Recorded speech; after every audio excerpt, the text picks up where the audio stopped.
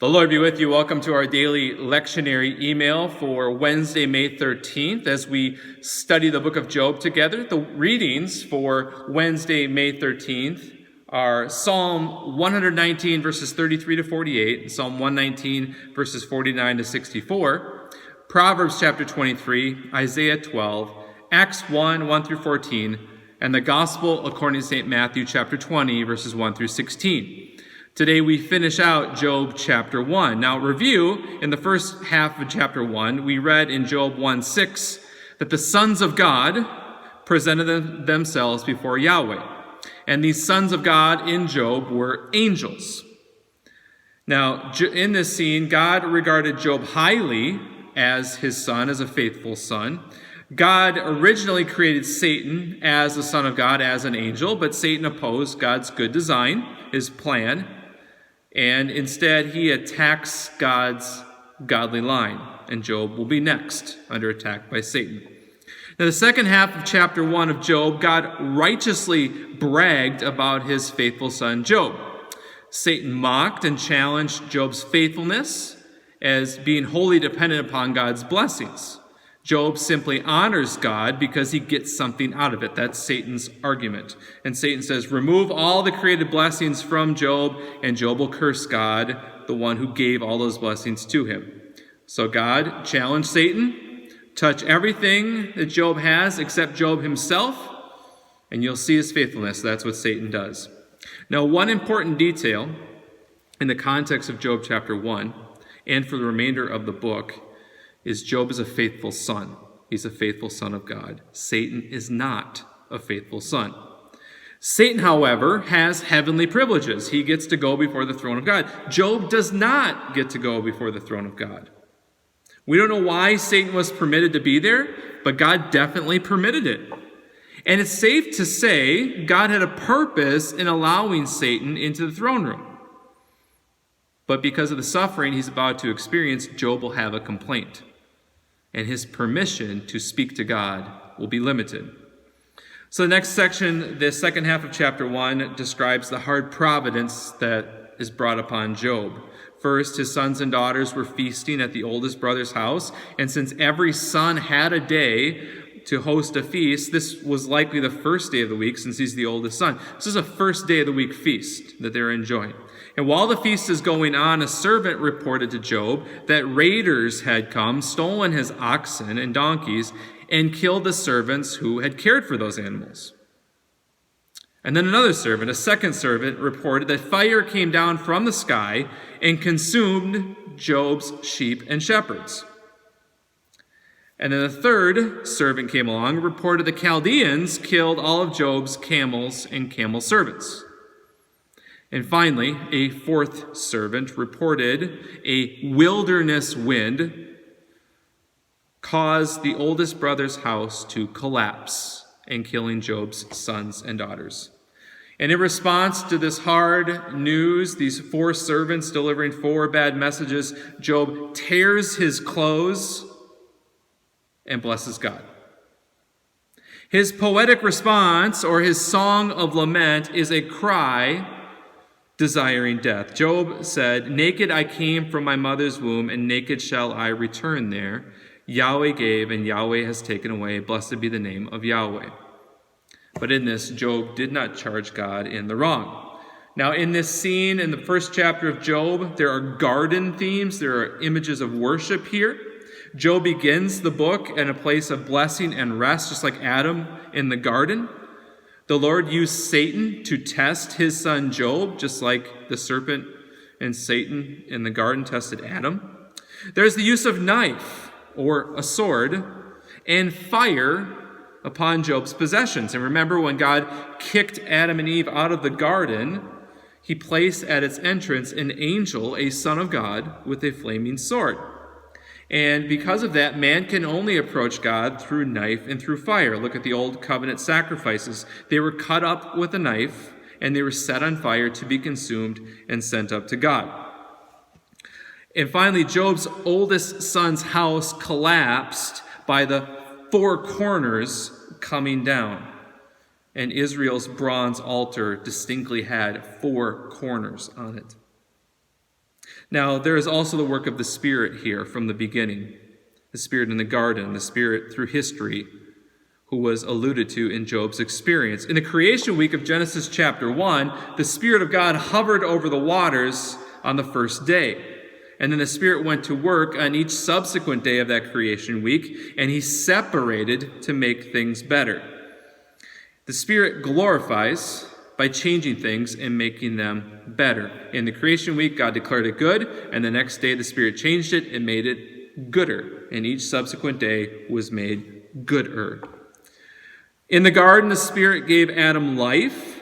The Spirit sustained his bride. Yahweh God came after the fall to judge humanity. He came in the spirit of the day. And this coming in the Spirit was likely the holy and glorious presence of God's glory cloud descending upon the garden in judgment. And while man did sin, God judged him for that sin in the gospel promise of the head-crushing Redeemer who would make it better. Now, in Job chapter 1, the images of the Spirit included the wine at the feast, a drink of the Spirit that the sons and daughters of Job enjoyed. The fire of God that came down from heaven is an image of the Spirit. The great wind that came in from the wilderness is literally the great Spirit came from the wilderness to strike the house. The Spirit is at work in the book of Job. He will work on Job through this painful trial and testing, and the Spirit will glorify Job through it. This is how the Spirit works. These allusions to the Spirit and to worship all point to Job's devotion to Yahweh. Everything that is killed, everything that is destroyed is connected to Job. And Job is the worshiper who essentially places the sacrifices on the altar. He leans on the sacrifices, confessing solidarity, this sacrifice is me, and he gives it up to God. Now, no one asked Job in chapter 1 if he wanted to do this. Job wasn't consulted. But Job is the worshiper here in chapter 1. Job is a living sacrifice to the Lord, as the Apostle Paul wrote in Romans 12, verses 1 and 2, I beseech you, therefore, brethren, by the mercies of God, that you present your bodies a living sacrifice, holy, acceptable to God, which is your reasonable service. Do not be conformed to this world, but be transformed by the renewing of your mind, that you may prove what is good, acceptable, and perfect will of God.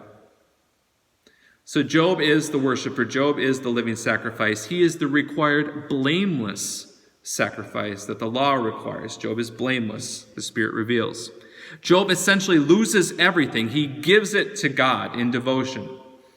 He is like an animal sacrifice that God eats all that Job has. All that's left is Job's very being, which the Lord directed Satan not to touch.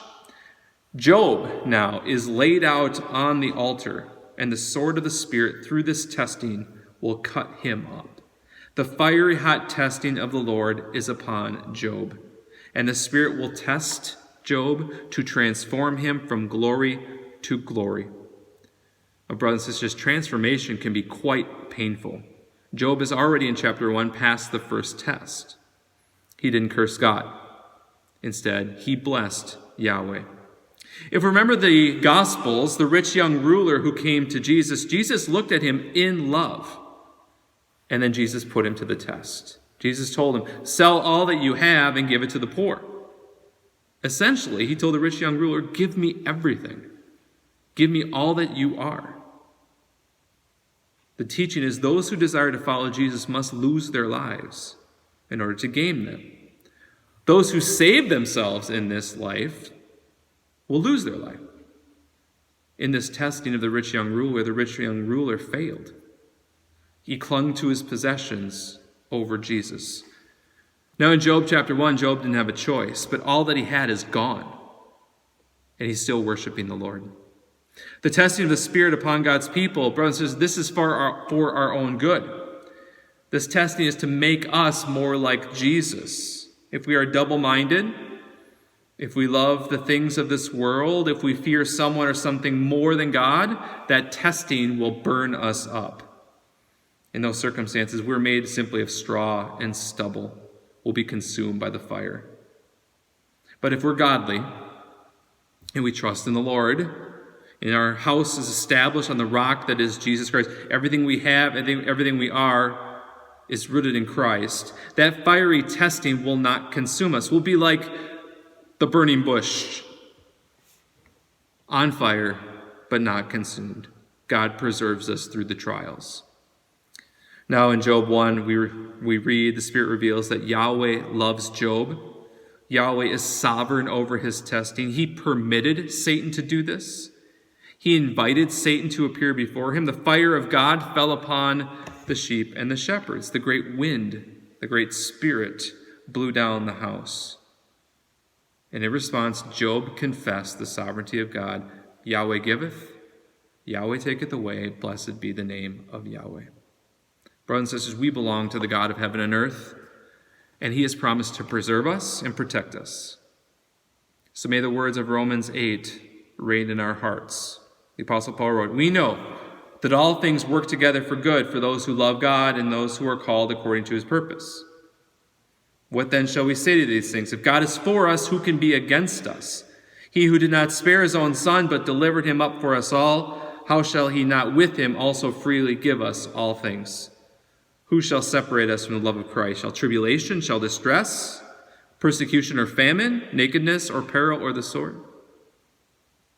Let those words be in our hearts and our minds in the midst of trials in life, the trial now, the trials in the future. God works all things together for our good. Brothers and sisters, until next time, the Lord bless you and keep you.